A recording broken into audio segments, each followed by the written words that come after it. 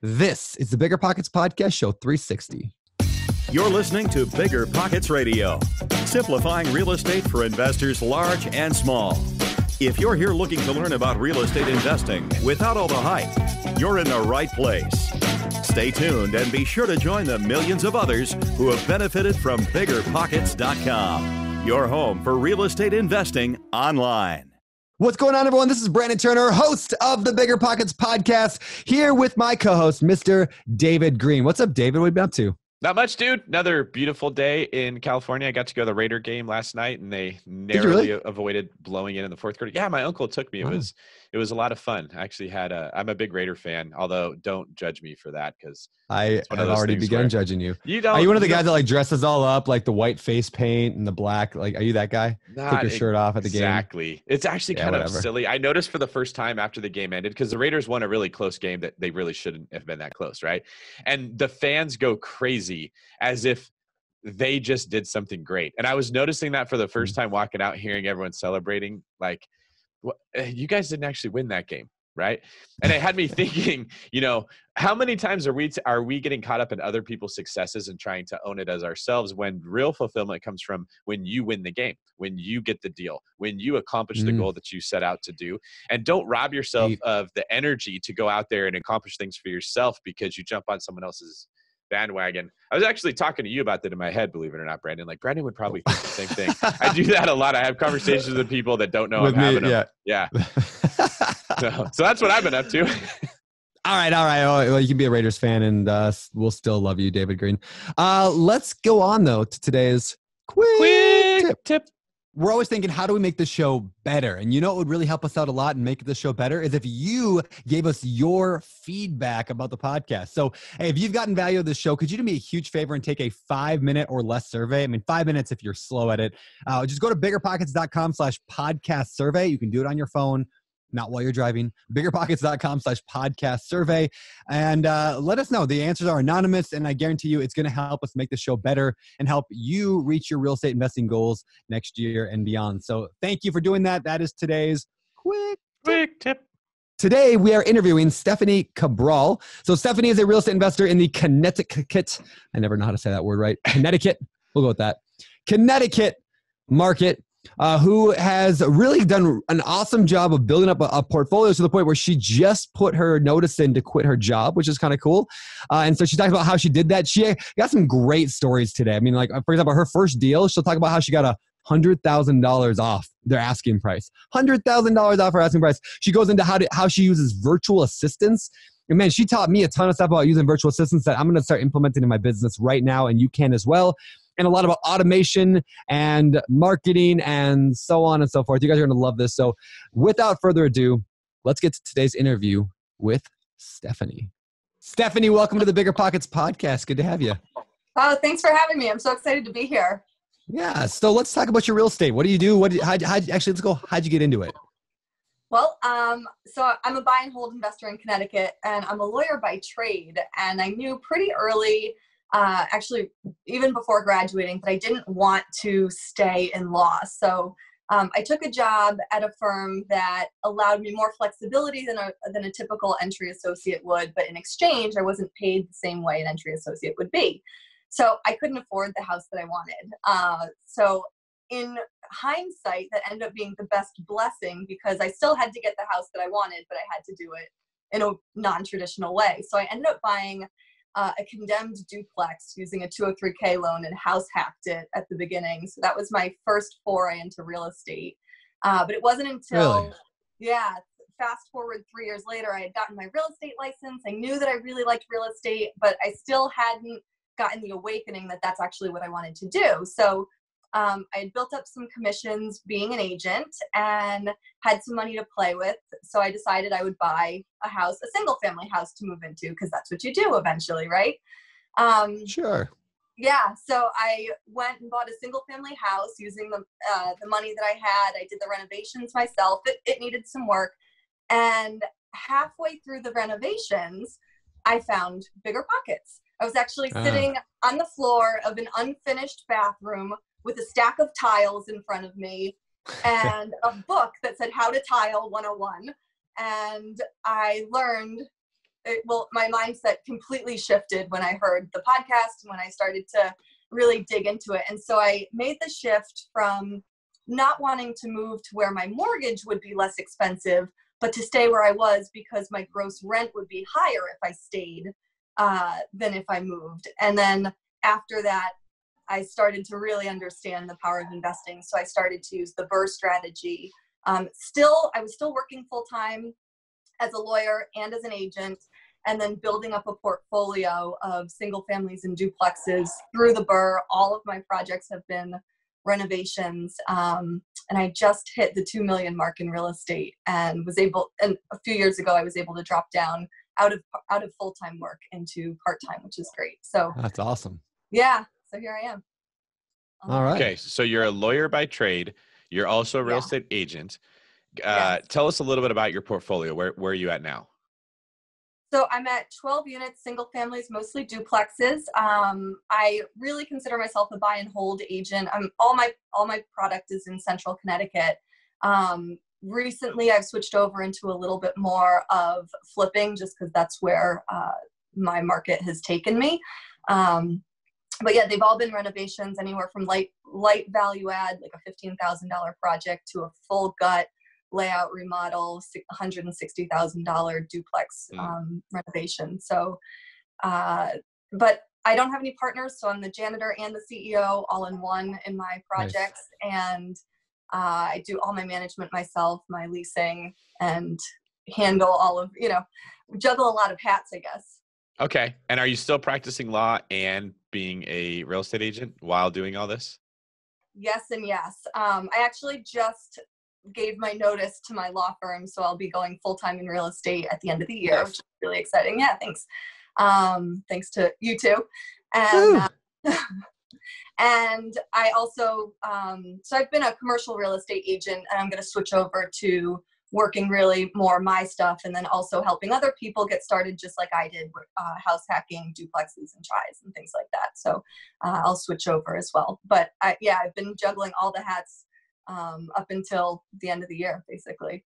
That's great. That's great. All right. So let's go back to the beginning. And I want to know about, you mentioned the 203K, in case we can, we kind of burned right through that, but I love that program when it works. And so I want to know your experience. What is the 203K program and how did that work for you? Yeah. So it's an owner-occupant FHA loan that combines the purchase price of the house and the renovation costs into one loan. So it's amortized over the full 30 years. So for me, not having any renovation experience, it was amazing because it allowed me to look at properties that would otherwise just not have been accessible to me as an FHA buyer. So I was able to take a property that was in a great area of town that was condemned, that really only investors were looking at. And it had no floors, it had no ceilings, walls in all the wrong places. The inspector said it was the easiest inspection ever because nothing worked, and out really quickly. And so I was given, because of the value of the renovations, I was given a HUD consultant who did the scope of work for me. I'm the client, so he actually represents me, making sure the contractor does the work really well. And ultimately, I got a great deal on a house. I put 3.5% down, and that 3.5% is on the purchase price plus the renovation cost, but still, not many people can say that they designed their house on the first shot. And, I got a lot of sweat equity involved. It really helped me when I wanted to go for hard money and transfer into, private lending, because I had experience doing renovations. I had a track record, and having the HUD consultant add some expenses because you have to pay for them to come out and inspect the work that the inspector does. But it's so worth it because otherwise, I wasn't qualified to do my own estimating or to measure the quality of work, and even understanding what materials to use. I just wasn't qualified. So, and what's nice about it is it's just a one-time close loan. So you close at the purchase, and you can roll your not just your construction costs, but you can roll your rent or your mortgage payments in for a few months as well. So you can be mortgage free. Oh, that's cool. I didn't know that. Yeah. That's it's a cool neat product. It is a pain in the butt, though. I think it's an amazing product for somebody that has administrative stamina, because you are going to be, you know, every single request, you have to submit the entire package again. So my loan took 3 months to do, and I was getting angry phone calls from the seller wanting me to close, but they stuck with me. They kept extending, and I finally closed. Yeah. I remember the same thing with the 203K stuff I've been involved with. Again, I haven't actually done a 203K loan, but I was the contractor on my buddies, and back when I was a contractor, and it was just hell every step of it. But what's so great about it is you can buy a property for 3.5% down of the total, like what you put into it, what you bought it for, all that. So it's really is a fantastic loan if you're willing to put up with the administrative hell that goes into it. I like that phrase, administrative stamina. Yeah, that is good. That is a good phrase. Yeah, that's a very good. Nice way of saying I need the patience. So you the nice thing is also they could work, you know, duplex, triplex, fourplex. You said this was a duplex, right? This was a duplex, but it goes up to a fourplex. Yeah. Yeah. Do you remember, what did you pay for that property, and then what did you end up putting into it? I put in, so I bought it for $133, and it was funny. It was actually on the market for $233. And I had put in an offer for $133. They said, go away. And a year later, it was still on the market. I put in an offer again, $133. And at that point, you know, it hadn't moved. So I got it. So you got $100,000 off your first property. Oh, yeah. Almost 50% discount. Yeah. Yeah. That's awesome. Yeah. That's awesome. Because that's what I could afford. So yeah. I put in a $133 offer, and then I put in 50, just about 50. So I was all in for $183, and it just appraised recently for $283. That's awesome. Yeah. So now at the end of the day, you have a duplex that you're living in, that you were living in half of it. So you're living cheaper, maybe for free. I don't know where your numbers came to, but almost free. Yeah. Almost free. You've got a remodeled house that it's kind of like your dream house, or at least like what you want. It's fixed up, so hopefully your repairs are a little bit less because everything's been fixed. Mm-hmm. You now have forced equity in it. Mm-hmm. And you did the whole thing for 3.5% down. Like that. That's why we love this loan. It's like, as annoying as it is. Yeah. It's that like it's not very comfortable, but it sure does pack a big punch. Yeah, for a new person getting started that doesn't understand how to estimate, doesn't understand, you know, the process. Really, like, they walk you through it. They hold your hand, and the bank really kind of pushes pretty heavy on the contractor to make sure the work is done and done well. So I appreciated it so much. And then I was able to take a HELOC out on it. So this house just keeps on giving. So it's been a great project. That's cool. Can you explain HELOC real quick? What do you mean by took a HELOC on it, so people know? Yeah. HELOC is a home equity line of credit, and it basically means you are opening a line of credit based on the equity that you have in your home, and that HELOC is secured by the home itself. So I think it's better than a refinance, because you're not making a payment unless you're actually deploying the money. So it's just a great way to have extra cash available to you to deploy it at your convenience. Yeah. So another benefit to a HELOC is you don't pay closing costs. That just doesn't get brought up very often when people talk about the costs of real estate, but closing costs on loans and refinances, they're not cheap. My brother's trying to refinance a house he bought he's trying to take out $70,000, and the closing costs are $10,000, which is oddly enough about the same as if you're taking a loan for like $500,000, you know, because to the lender, it's the same amount of work. So they adjust the basis points you're paying on that loan for lower loan balances. So anytime that you can avoid having to pay that's a really big expense in a HELOC. I think most of the time you just pay an appraisal fee and maybe like, you know, $100 or so to the bank for some person to fill out paperwork, but it's a lot cheaper than, like you said, Stephanie, having to pay closing costs on this thing and then make payments regardless of if you're using the money or not. Another thing I want to point out about what you said, because Brandon and I get asked a lot about these 203K loans. It's a very, on paper, it's an easy way to get started. You don't need a lot of money. It's a great program. And in reality, sometimes it doesn't work because it's such a headache. And I know a lot of people think, well, should I do it or not? And probably a better way to look at it is it will work on a specific kind of property. So something like you with a seller that could not sell it, that needed you and valued you as a buyer, was going to keep giving you extensions, was going to deal with the headache, was going to give you the time for the administrative stamina that you needed. It's a great method to use. It's a great tool in that situation. if you're out where I am in the Bay Area and you're trying to buy a house that gets 7 other offers and you're trying to buy it with an FHA loan and a 203K extension, that's a terrible idea. Sellers are going to throw it off. So try to get at, for the listeners, you don't want to be thinking about, is it good or bad? Yes or no, right? Is this the right tool for this deal that I'm trying to take down? And Stephanie, you're a smart person, so you figured out this is perfect for me. I really like that you use it on that deal. You wouldn't try to do it on a house that has 7 other offers and they don't need to put up with your loan. Right. I mean, if the seller has a good agent, they're going to be counseled away from taking an offer from a 203K borrower. But what it does have going in its favor is usually the financing terms are so much better than what an investor is getting if they're, if they're not conventionally financeable anymore and they're doing commercial lending. So the homeowner that's going to be also an occupant can usually afford to pay a little bit more if their priority is to house hack and just keep their costs down and they're just trying to get in. So I think that's why I ended up beating out a few other investors, was because I was willing to pay as much as I could max out my loan for. And somebody else, I also wasn't analyzing it using escrows and vacancy and things like that. I was just trying to figure out how much did I need to contribute at the end of the day. But I have no regrets about that at all. All right. So let's move on to your story a little bit. You said you mostly buy duplexes today. Why do you do that? Well, actually, single families mostly. And then that's right. Single family and a few duplexes. That's right. Okay. Why? Yeah. Like what's kind of your strategy overarching right now? Is that just accidental, or is that purposeful? Like, this is what I like? That just tends to be what's come to me. But I do find that I really like managing single families and the duplexes, because I think for me, the tenant base is really good. They stay longer. It tends to be families that want to make their house a home. So I've got good relationships with a lot of my tenants. I don't have a long marketing period.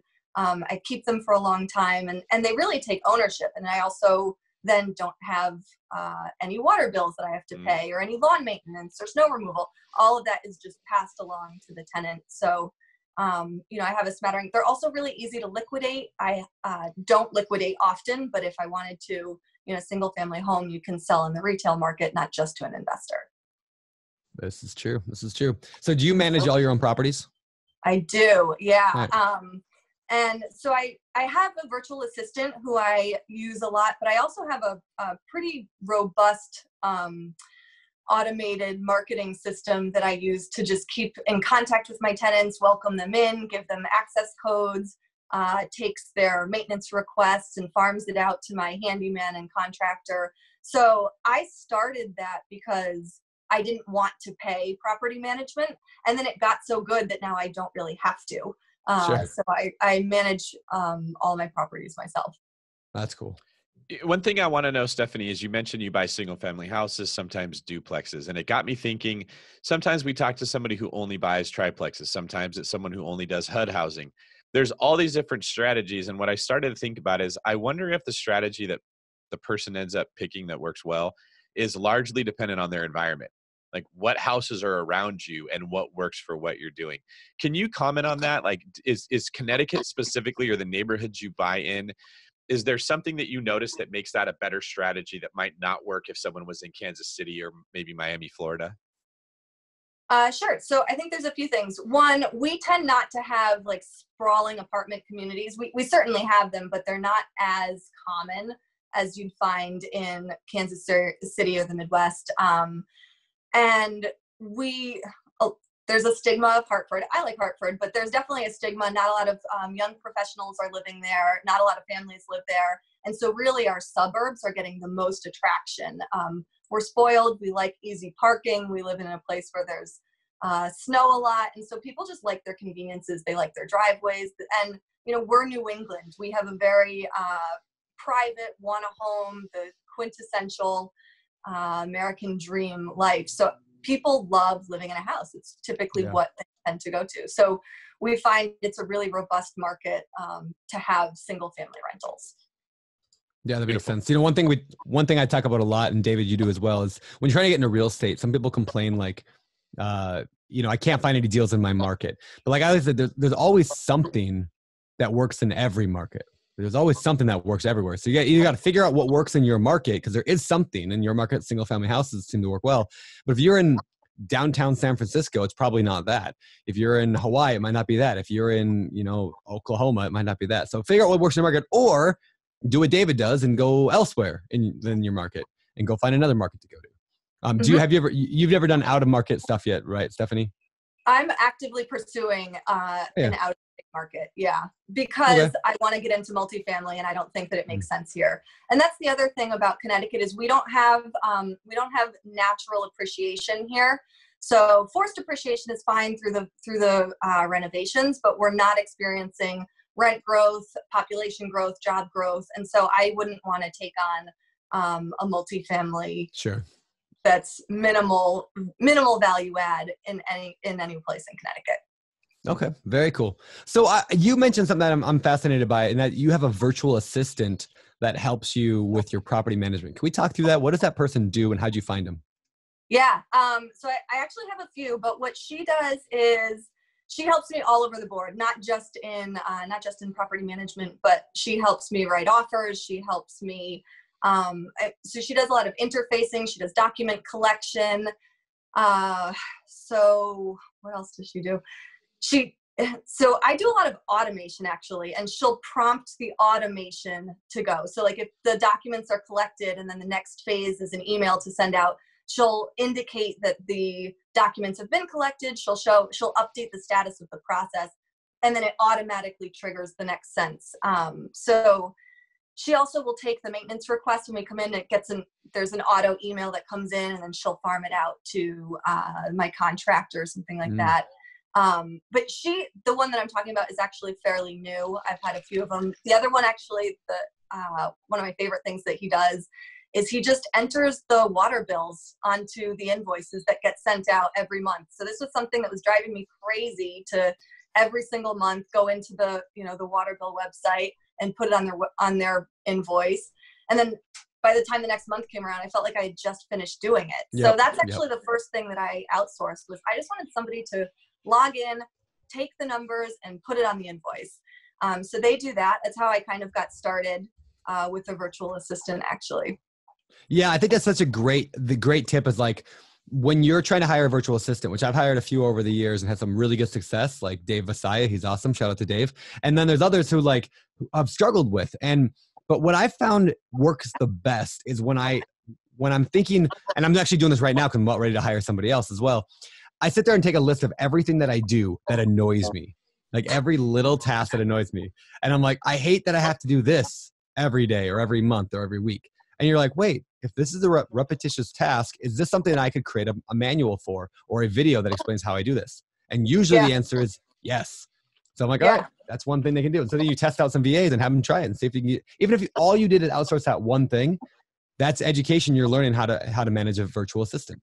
Let's talk a little bit more about the VA thing, because again, I think this is such a fantastic thing that I think every investor should look into doing, is getting a virtual assistant. And honestly, I don't use virtual assistants very much for my rental business, but I need to. And so this is super timely for me right now as well, because there's some simple things that I do that, again, I do them every week or every month, or my wife does them every week or every month, that we could just create a step-by-step checklist. So where did you find your virtual assistant? Where have you found them?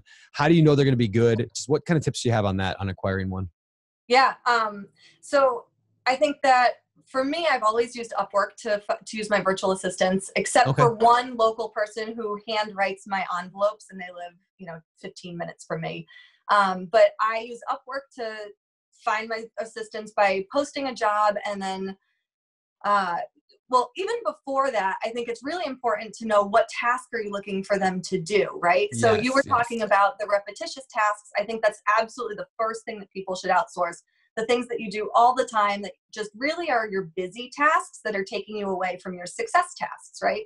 So by writing down what do you do every single month that's just creating some brain damage, you can start to see, okay, so these are the administrative things that I need, or maybe these are the social media things that I need. So you start to categorize the types of tasks that you're doing, and that helps you define the role and the personality and the character and the skill sets of who you're looking to hire. I think the second thing that I like to outsource are the things that are the most time consuming or money intensive. And then I try to implement systems to either make them better or reduce the amount of time spent on performing them, right? So like if you only buy one house a year or two houses a year, rather than going back in and repeating and reinventing the wheel every single time, if you have your process in place, you just refer back to it and it's that much easier to repeat because you're defining your best practices and moving forward. So once you define your best practices, then I think it's important to go in and say, here's the skill sets that I'm looking for. Here's the resources that I use to perform that. So I use Podio, I use Google Drive, I use, a lot of Adobe Acrobat and things like that. So what are the technology resources that I need?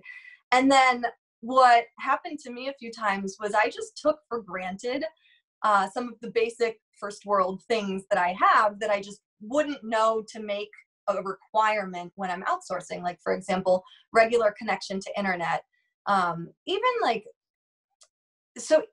the amount of English that someone speaks is really negotiable when you're hiring them, because are you looking for them to develop a product or a system for you and code it, or are you looking for them to interface with potential tenants? There's an entirely different range of English that's necessary. So I think by defining what you're looking to outsource and then writing that down, putting your resources, and I put everything on Upwork. And I also, I tend to hire more than one virtual assistant for each job as kind of a screening test. So I will give 3 the chance to work on this one job. And they get the same exact resources, the same exact instructions, and they're instructed specifically, ask me questions. I want conversation. I want to hear what your sticking points are. I want to encourage dialogue.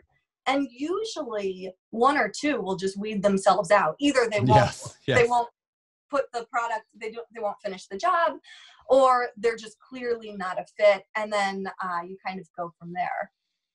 But my last virtual assistant I found not because she was doing anything real estate related for me. It was on Upwork, and I had her creating a meal plan for me and then just adding the items directly into my Peapod cart. And she was from the Philippines and Peapod was blocked. So she's like, I had a problem. Peapod was blocked from my account, but don't worry, I've figured out a way to work around it and fix it. And so that right there, she didn't have any real estate experience, but I loved the way she communicated, expressed a problem, already had a solution, and knew her way in the digital world. And she has been a rock star ever since. So I've absolutely loved having her because I saw the qualities that I wanted out of the person that I'd be working with. And she was customer support in a background and did a lot of auditing. So she had attention to detail, really strong, friendly English demeanor. She's been great. That's great. Yeah, it's so good because you never know. Like, I love your tip about, hiring 3 or 4 of them and giving them a small task to see what they do, because you never know how someone's going to be until they do something for you. Like, this is true for all employees, whether it's a virtual assistant or not. You just never know until people do stuff. And then it usually becomes pretty clear pretty quick. And so, that's great. The other thing that I found is not everyone's looking for a long-term relationship, right? And so some people are looking for just a few extra dollars for the week or for the month. And so it's important to have that conversation about what your needs are ahead of time. Like, I had a great one who graduated and went and got another job right after I had spent all the time training them. And you pay for that time. You might not be paying very much, but you're putting your time into really manicuring them into, the assistant that you want. And it's hard to then have them leave. So, you are preaching it right now. I can't even tell you how you're just touching my soul. Yes. With how many times I've just poured into someone to teach them everything I can know. And then they're like, okay, thanks. I don't think it's for me, or something's more important. And then they leave. Like, once you've been through that enough times, that's when you start to understand why successful business people are constantly saying, you need a system. You need a checklist. You need a list of all the things that have to get done. Before you have that problem, that's just a nuisance. You're like, why do I need to do that? It's in my head. It's faster. I can just do it myself. But once you go through training someone and taking what's in your head and putting it in their head, which is extremely time intensive and frustrating, and you see how I can't think of the word I'm trying to say, how infrequently that person actually works out, you start to crave, I just want to give you this Google Drive checklist and let's see how you do. I'm not going to sit here and walk you through this thing. And that becomes so important. But like you're saying, Stephanie, when you get the right one, it's like rocket fuel. Boom. You take off and you think all the time, how did I ever do this without said person? Yeah. And it's funny. I actually was just talking to Jay Martin, and he mentioned randomly that if he wants them to learn a new task, he just gives them some articles to read. And I was like, whoa, what do you mean? Like, you don't train them yourself? You actually have them just go off and do some research. And that was a real game changer too. Like I have checklists and a bunch of instructions, video instructions, and they can follow my work really carefully, but it is important for them to be able to expand and grow. And so I think that you've got different levels of testing someone. So I like to test them with tasks that they follow. And then once okay, you've got somebody that you can really work with here, then expand them out. But the challenge is that you're still naturally going to have turnover, right? I mean, yep. Not everyone's going to be as invested in your business as you are. So I think it's important that we start to look at first to automate whatever we can before we start to delegate it, right? So in an ideal business, you're delegating only what's left over after you automate. So I've recently started to implement as much automation as humanly possible into my business. So using auto tasks that are created that are easy to track. In my marketing, anything that you do repetitively, if you can create like a flow chart of if this happens, then this happens, then that happens, you can automate that. So I have a direct mail system, for example, that auto creates a PDF that goes to every recipient that I want. And then my virtual assistant just sends that PDF to my printer, who prints them, folds them, and sends them to my local assistant, who handwrites it and sends it out.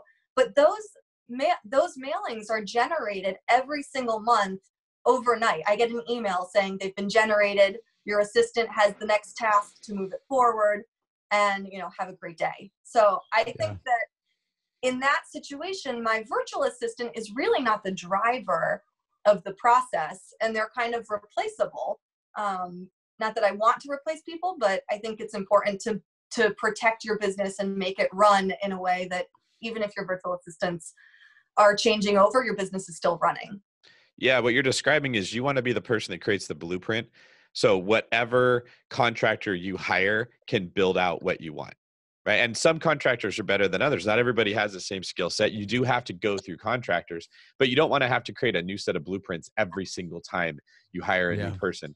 Once you've got the blueprints, then it's just a matter of running different people through. And a good contractor doesn't need a lot of hand-holding. When you hand them the blueprints, they know what to do with it. And then you can see the result and that's the person I want.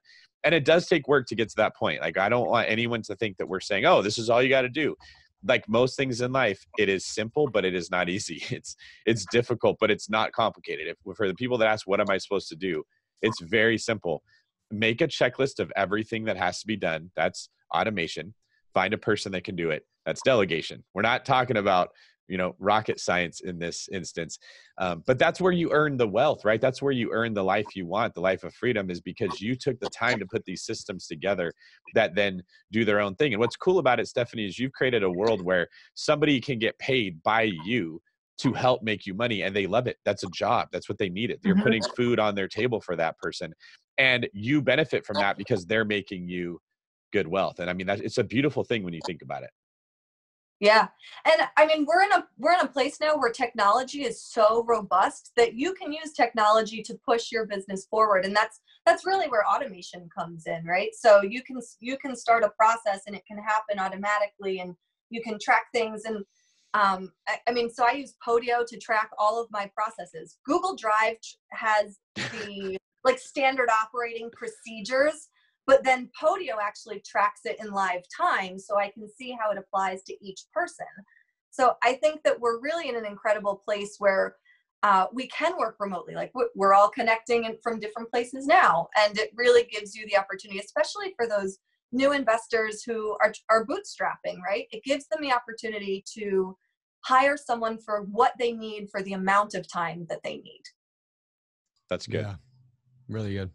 So, yeah, I know there's a thing Tim Ferriss talks about where before you before you delegate, make sure you can automate, which is exactly what you just said. And he said, even before you automate, eliminate. So like get rid of whatever just doesn't need to happen, which is a lot of what we do.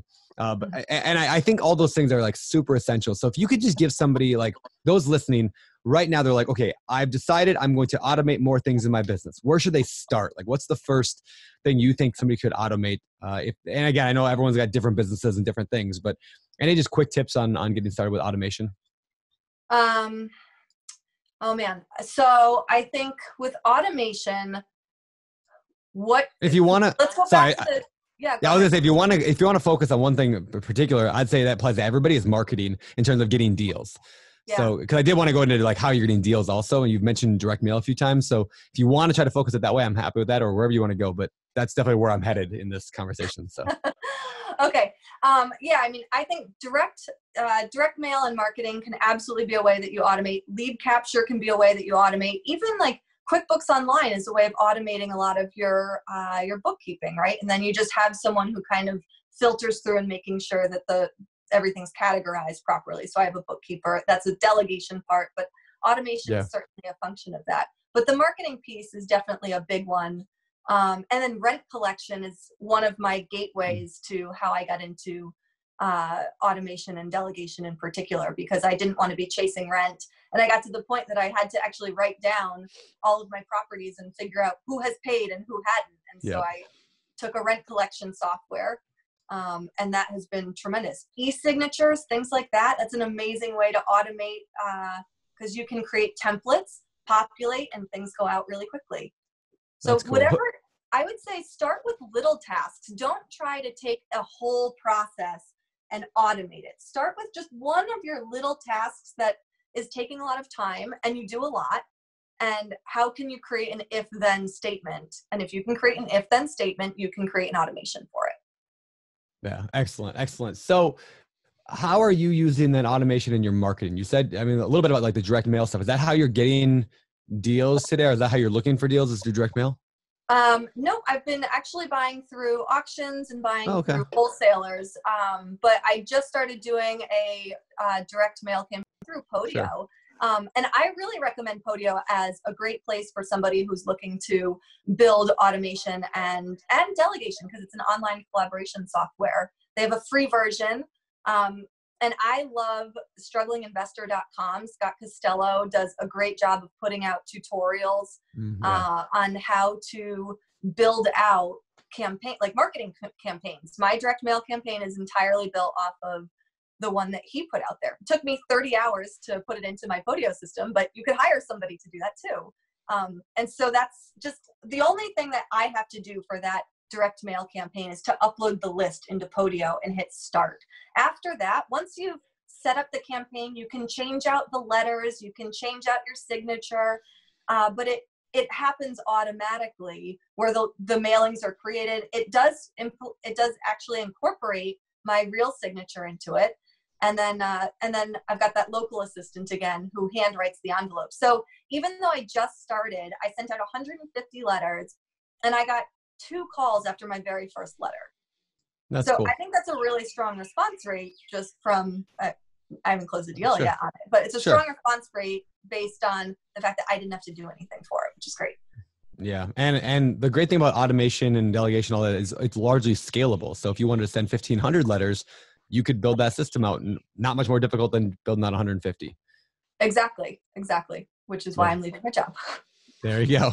All right. So let's talk real quick about your property management. You mentioned that you're using some rent collection tools. What do you use for that, by the way, software-wise? How do you collect rent? Payyourrent.com. It's very similar to Cozy, which a lot of people use. Yeah. Cool. And it's great for the smaller investor. It tracks your properties. It assigns, you can track multiple units in each property. It assigns late fees based on a percentage or amount based on the rules that you set up. It also allows for you to collect applications, security deposits, all online. I do not recommend collecting security deposits online, though. I actually recommend. Why is that? Because it takes 2 weeks for the check to actually process. So it will look like it's deposited into your account. You may hypothetically have someone named, not named, I will not name him, move into the property and then the check bounces after they're in. So I recommend a certified check for security deposit only. But what's really nice about Pay Your Rent that I love is it allows for the tenants to opt into credit reporting. So it builds your credit, it builds their credit as they, as they show a positive payment history. Yeah. So it's a good partnership between you and the tenant, and people love it. That's great. It starts the relationship off right. What have you found to be the most challenging part of managing your own rentals? And what have you found to be easier than you thought would be? The hardest part for sure has been the maintenance requests. I think it's one of the only things as a property owner that is entirely reactive and is not done on your schedule. And so I use electronic keys, keyless entry, so that my handyman can go in. I don't have to be a part of it, change the codes afterwards. But yeah, and also it's hard because a tenant may call you and you don't know if it's something that needs to be addressed. You don't know if it's a plumber or the HVAC guy that needs to go out there. So I find that to be the hardest part. So I really send my handyman out there for an initial diagnostic on almost anything. And he'll give me a true sense of, hey, this is a tenant caused problem. There's a fork in the garbage disposal, okay, so that's a tenant problem. The easiest part, I would say, has been leasing. I always thought that it would be really hard to find tenants. Like, you've got to find one and hold on to them with everything you've got. And I've actually found that if you put out a good product and you put a good persona out there, that naturally people want to live in a place where there's a good environment. And I've had no problem leasing properties. In my duplex, I've owned it for 7 years. And I've had 2 months of vacancy over the entire 7 years. And that was a really good indication, like, oh, landlording is so easy. Yeah. I feel like when I looked back, I used to think that would be hard too. I thought finding good people, like, there's a lot of horror stories. I mean, there's a learning curve there and you got to learn how to find good people, but just finding tenant, like, I mean, I still have people to this day ask me the question all the time, like, but what do you do if you can't find a tenant? And I'm like, I've literally never had that problem. Now, I'm not saying people don't have that problem, but I have literally never had that problem because, like, I just lower the rent and then there's always more people interested. Like, if we don't get enough calls in the first couple of weeks or a couple of days, okay, we'll lower the rent, or we're going to market harder and we're going to put up more advertisements or a sign in the yard. But there's always somebody that wants to rent. Right. So. If you don't have somebody that wants to rent, you're doing something wrong. That's your fault. It's not the property's fault. It's not the tenant's fault. That's just, you've done something wrong. You've done something wrong. Direction. Yeah. Yep. 100% agreed. All right. What about, go ahead. I have a question for you, Stephanie. Investing in Connecticut specifically, can you tell me what it is about your market that you think somebody needs to be able to do well if they want to have success there? I think they have to be able to improve the property value through renovations, realistically. I mean, we've got a lot of money coming into Connecticut through New York and other first-tier markets that are like our cap rates when they're tightening up. Ours are also tightening, but we're not seeing cash flowing turnkey assets. So in order to really be successful here, and like I said, we don't see appreciation either. So you're not going to buy for appreciation. You're not going to buy turnkey for cash flow. So for me, what I've seen in talking to other investors is you're really going to have to force appreciation and find a creative way to increase the income. I like that. And that's something I want to start asking people more often, because there's markets across the country that have things in common with each other. I heard someone say on social media the other day that Miami, Florida is starting to look a lot like Southern California. And I thought that's probably a good point. It probably draws the same kind of people. The weather's similar. Price points are probably similar. Florida doesn't have a state income tax. That's one thing they've got on California. But I just started to think about the fact that investing in certain Midwest cities is probably very similar to other Midwest cities. And the strategies that work in Indiana are probably also likely to work in maybe Kansas City. And if we can start getting guests to share, hey, this is what I'm doing in my market, and someone lives in a market similar or invests in a market similar, those strategies will work. So what I hear you saying is that don't bet on appreciation because we may be topped out, and you're not going to get massive cash flow just buying a house. You're going to be the person who has to value add. Find something under market value and make it worth more, and that's how you're going to build wealth. Yeah, absolutely. Beautiful. Yeah, really good. Really good. All right. Well, before we get out of here, or get on to the next segment of the show, I actually want to ask you one more question. Where do you see yourself headed? I know you mentioned multifamily earlier. Is that what's your strategy look like for that right now? What are you looking for? So I'm looking for out of state in a particular market that I'm focused on. Looking for anywhere from 6 to 25 units, and that's, I guess, a dream, but really I'm going to continue focusing on what I'm doing well here in Connecticut and build that up. I mean, I have the process. I know how to buy. I know how to renovate. I've got a good team of contractors. So I'm going to really ramp up my marketing efforts here locally, my buying efforts here locally, and that should help supplement with active income to help me get into the multifamily, which will encourage the passive income too. All right. Well, with that, let's head over to the next segment of the show. It's our Deal Deep Dive. All right. This is the part of the show where we dive deep into one of your recent deals, something that's gone really good, or maybe something that's done really bad, or somewhere in between. So, Stephanie, do you have a deal in mind we can go through in depth? Sure. Do you want to go through one that I'm like midway through? Sure. That'd be great.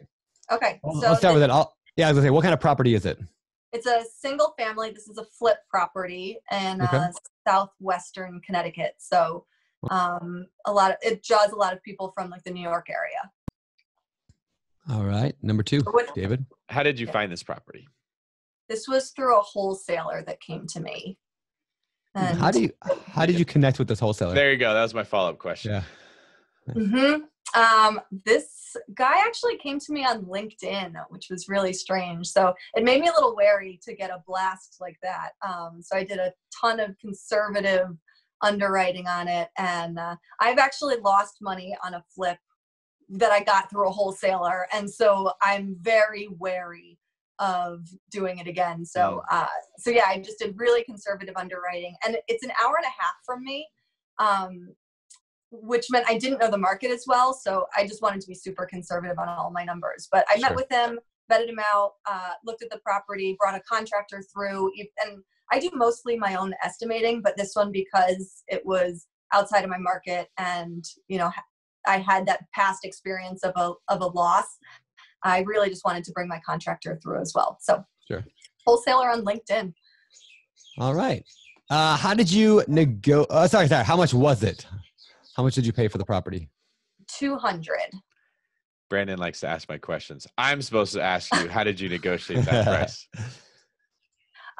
We had actually come to a higher price. I think we were at $220. He set the asking price and I pushed back. I didn't agree with his ARV. I didn't agree with his estimates on rehab. So I showed him, you know, what I looked like, what my underwriting looked like, and what I could afford to pay. We hit $220.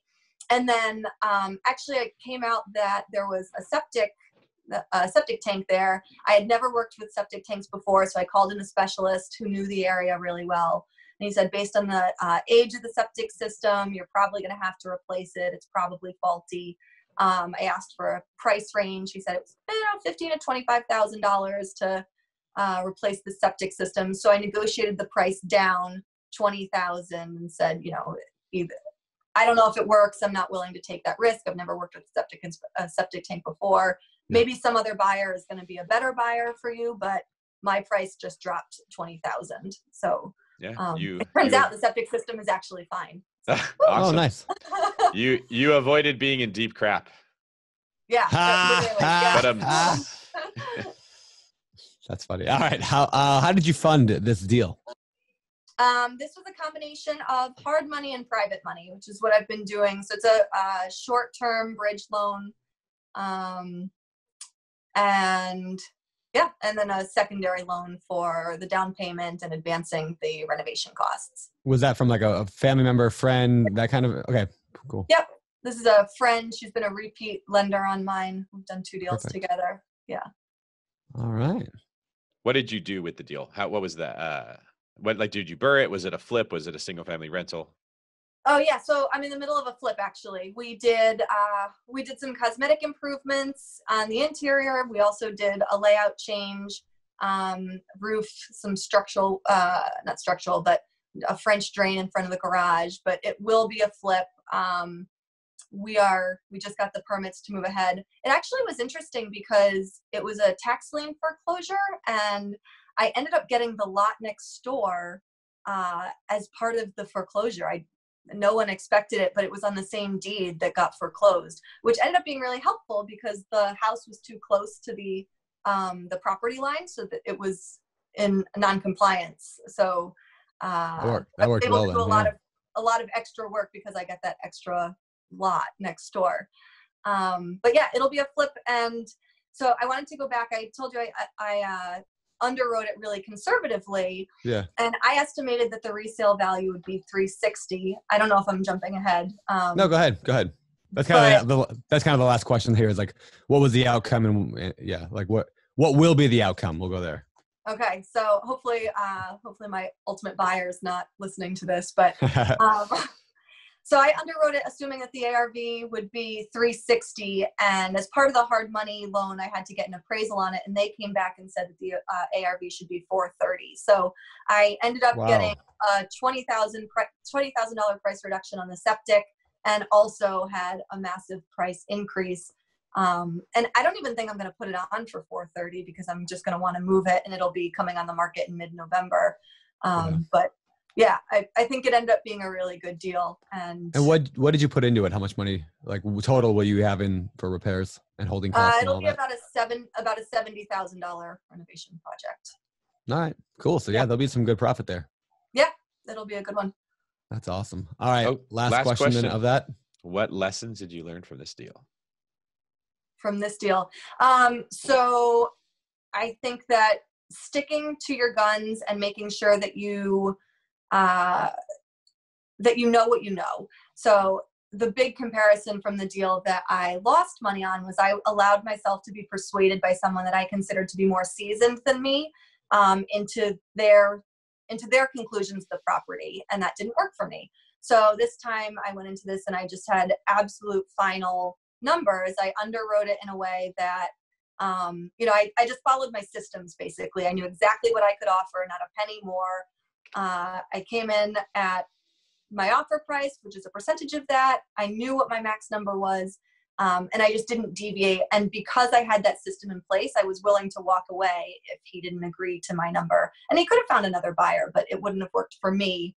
And so I felt comfortable going forward, and I wasn't going to second guess the relationship because I had my checks and balances in place. I think that's the way that when you're going to flip a house, that's the mindset you have to have, right? Mm-hmm. Assume everything will go wrong. Buy it at a price that you can still make money or break even if everything goes wrong. And your profit margin is all the things that didn't go wrong. Like right. I've done it enough times where I realized how lucky we got that I've changed the mindset from, well, I'll pay this, I'll rehab for that, I'll sell it for this, I'll make this much. That's not taking into factor all the things that can go wrong, right? Assume the septic tank has to be replaced. Assume you're going to sell it for less than you thought. Assume it's going to take longer than you thought. Assume all bad stuff. Write it at that price. And then if things don't go wrong, that's the money that you make. And it'll be harder to lose money. You won't buy as many deals, but you'll ultimately, I think, do a lot better.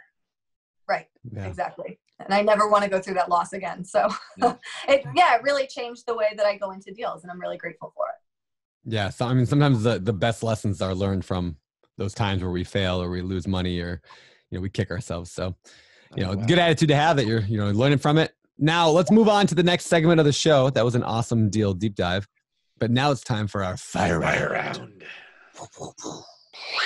All right. World famous fire round. This is the part of the show where we fire questions at you, some quick and fire back and forth questions from the Bigger Pockets forums where people have asked questions. So we're going to see what you got to say to this. Stephanie, Amanda says in Washington State, said, "Hey everyone, I'm a new wholesaler out of Washington State. I would like to ask fellow investors, how do I find cash buyers? So how can Amanda find people like you who bought that property from you?" Oh man, Amanda, you've got an easy task ahead of you. There are so many cash buyers. Go to a meetup group, post on Bigger Pockets, LinkedIn obviously works. But yeah, I think go to meetup groups and there's a lot of Facebook groups out there for local investors too. Just put out there that you're actively finding deals and want to add to your buyers list. You'll have no problem filling it up in no time. Awesome. All right, good answer. Next question from Philip Davis in Edgerton, Wisconsin. Hey, BP peeps. I'm at the conference and starting to really decompress the last couple of days. By the way, side note, this is David talking. The conference in Nashville was awesome. If you were thinking, I wish I would have went, you should have went. Stephanie, you were there. I believe that's where I met you. Brandon, you were there. It was a great time had by all. I haven't heard one negative thing. So anybody who's thinking about going, you should keep going. And then maybe you'll get to meet Philip here, who's asking this question. All right, back to the question. I'm wondering what some other attendee experiences were. What were some tips that were picked up? Any thoughts on attending conferences in general? I think to get the most out of conferences, you should go into it with some connections already made. So you can post who's going. You can either connect on the app. So have a few connections. Have some lunches planned. There's a lot of like industry specific or topic specific meetups that are happening. Go to those, because that way you're not walking around by yourself. You get to join a group that can mastermind with you. And then also like know what you want to get out of the conference. So if you know that you've got one big question that you want answered or one connection that you need made, ask it. Plan ahead and ask for that every time you meet somebody. Like it. Very good. I love that. Yeah, that's a really good answer. Next question. If you're starting to invest in real estate while working a day job, did investing make you better at your career in any way? What are some unexpected benefits to investing in real estate for your career? Interesting question. Yeah, actually, so because I had to be really protective of my time and I started developing systems outside my work, I realized how beneficial they were and implemented them in my job as well. And so I use Podio now in the law firm to make sure that we're running the checklist and doing the same thing that every entrepreneur should be doing, which is just making your systems and following them. So yeah, it absolutely made me better because I was improving outside so I could improve inside. And I just see that with so many things. When someone starts to do better in one area of life, they start to do better in the other areas of life, you know, and then that bleeds over into others, and people tend to be spiraling up or spiraling down. I love that question because we talk about finding wealth through real estate on the podcast, but some of the unexpected benefits, like this person said, is that the rest of your life starts to get better as well. So you answered that very well. Thank you. Okay. Last question from James Santana in Bayshore, New York. Short-term rentals have been a big development over the last few years. What's another big trend in real estate that you think is going to develop over the next 5 to 10 years that we should start paying attention to now so we can take advantage of it?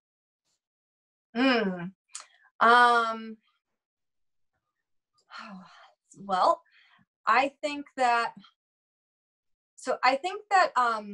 co-working spaces like live, work, play places are going to become much more common. So as more people are self-employed, they are not working in an office environment. They're a little bit more isolated. They want to have more collaboration. I think that we're going to start to see that multifamilies are decreasing the amount of exclusive space and starting to increase the percentage of collaborative space that's in their common areas. So I think there's going to be a trend for more collaborative common spaces, both in office and in multifamily. Yeah, I agree. David Green, what do you think about that question? What do you see as developing? What's coming? I think virtual assistants or assistants in general are going to become a bigger thing. I think if somebody can figure out a CRM that actually works and doesn't make you do a ton of work to figure it out, that would just spread like wildfire. I think that's going to be a big thing. I think house hacking, when people actually start to realize how efficient it is, and like I've said, it's not just efficient for the person that owns the house, though that is, it's better for the person who's renting the room or renting the unit as well. And when people start actually incorporating these principles, like a lot more people will be homeowners than how it's traditionally been, where it's just the wealthy people can buy property and people who don't understand real estate can't. I agree. House hacking is such a natural transition into learning how to be a landlord. It's really hard to take that step to, I'm going to buy a rental property and go through all this stuff and make all these mistakes and possibly lose all this capital and go through all this emotional fear. Not a lot of people can make that jump. Those of us that do, it's amazing, right? We go completely all in. But house hacking it's like training wheels. It's an easy way to move from your big wheel to a bike without having to worry about falling over really easily. And I think as more and more people start to recognize that I can learn how to be a real estate investor with very little risk and very little capital as a house hacker, that's going to become a bigger thing. And I hope it does, because I'm sick of these huge hedge funds buying all the houses, and the regular everyday person, it's harder to do it. What about you, Brandon? I don't know. I mean, I think the biggest trend happening one of the biggest trends in the world happening is the whole automation of car thing. So I think that is going to impact every other industry, including real estate. And so a couple of things, like I would not buy a parking lot downtown in any city right now, because I think that in a few years, everyone will get dropped off by their car, and their car will go out and park somewhere outside the city. Yeah. So I think that's going to impact a lot of things. And I don't know what that does for people's houses necessarily, but I think in terms of commercial real estate, that's going to affect a lot. I bet it changes the areas where houses are valued higher. Like right now, everybody wants to be in the downtown area.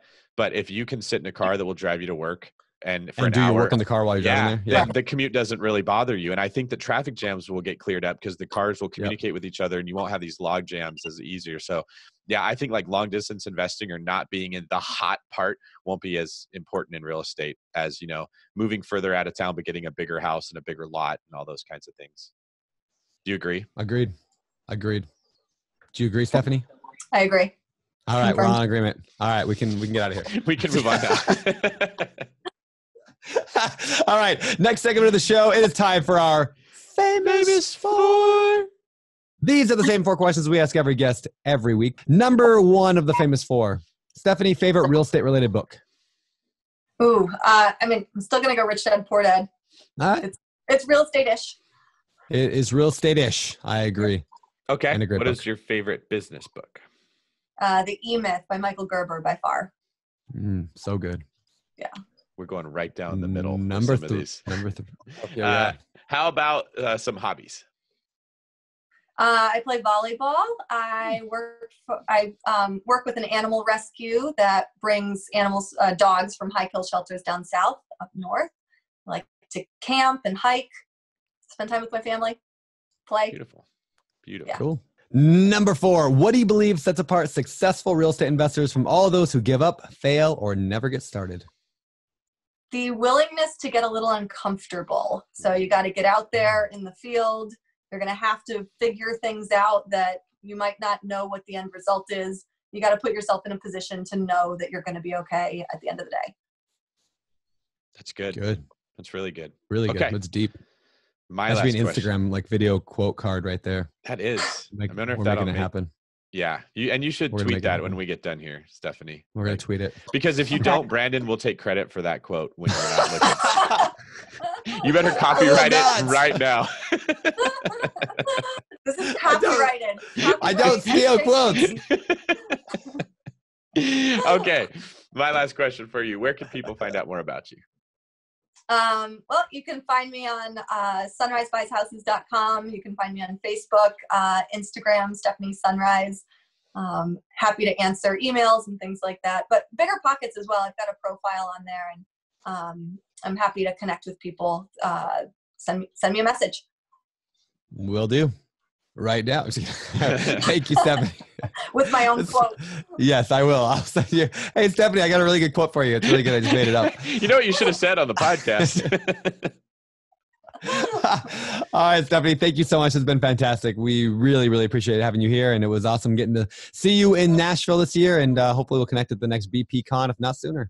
Absolutely. Thanks for having me, guys. And that was our interview with Stephanie Cabral. Stephanie was awesome. Awesome. Very cool stuff today, especially with that. Like, I love that virtual assistant stuff, man. I need to get more on that train. That's cool. Yeah. And Stephanie didn't just say what a lot of people say, get a virtual assistant. She actually shared with us practical steps you can take to prepare for that. Right. Because you get a VA and they're going to say, what do I do? And you go, what do you do? Right. How do I get what's in my brain into your brain? And the systems that you come up with make VAs possible. Yeah, it's so true. So very, very cool. Well, Stephanie, good luck to you and everybody else listening. She had mentioned Upwork. So Upwork.com is a great website for finding virtual assistants. I found there's a thing called onlinejobs.ph if you're looking for somebody in the Philippines, which I've worked with a lot of virtual assistants in the Philippines. Onlinejobs.ph was a great one. And there's a lot of places out there, but those are just 2 recommendations for you. I don't know. That's all I got. David, what have you been reading lately? Anything fun? I've been reading the Bible more, and I'm reading a book called Beautiful Outlaw by John Eldridge, which I've really, really been liking, but nothing business related. What's funny though, is even though I'm not reading any business books, my business is actually doing really, really good. I've just been focusing Coincidence? on other things. I think not. I think not. That's the only time we ever say I don't think. We say I think not. I know. That kind of sounds smart. That's funny. So just change up the order of your words and you'll sound really smart. Yeah, smart I sound. Oh, that does sound smart. It's like talking to Tyrion Lannister while we're doing it. Or smart sounds I. That's better. Smart sounds I. All right. Well, people are like, no, not even close. What happened to Brandon? Yeah. Can we turn him off of like? It's like when you take your TomTom and you put it on. You want the English voice to give you directions. Like, there you go. Yeah. Put him back on American mode. TomTom, do we even have those anymore? No, I guess it would be your phone. Yeah, that's a good point. Your phone. But you can actually make Siri. Do you know that you can make Siri like an Australian dude? It's pretty great. Australian dude on your phone? Yeah, like a Siri will be a guy in your phone from Australia or a bunch of other things. But I had there's Australian all these little for the longest time. funny things that you can do with an Apple phone that people don't realize. But there's You're right. I've Googled that before. What can my iPhone do? And there's tons of stuff you didn't know your phone could do. Well, that's today's quick tip. Just kidding. All right, let's get out of here. David, do you want to take us out? Yes, I am David Green 24 on Instagram. He is Beardy Brandon. Let us know what you thought of today's episode and share what your goals are. I love how Brandon started the episode off talking about that. It's very, very important that you figure out what your most important next step is and you take action. So please do that. That being said, I am David Green for Brandon. I don't steal quotes Turner, but he does. Signing off. I quote myself. I quoted myself. I didn't steal a quote. Get out of here. You're listening to Bigger Pockets Radio, simplifying real estate for investors large and small. If you're here looking to learn about real estate investing without all the hype, you're in the right place. Stay tuned and be sure to join the millions of others who have benefited from BiggerPockets.com, your home for real estate investing online.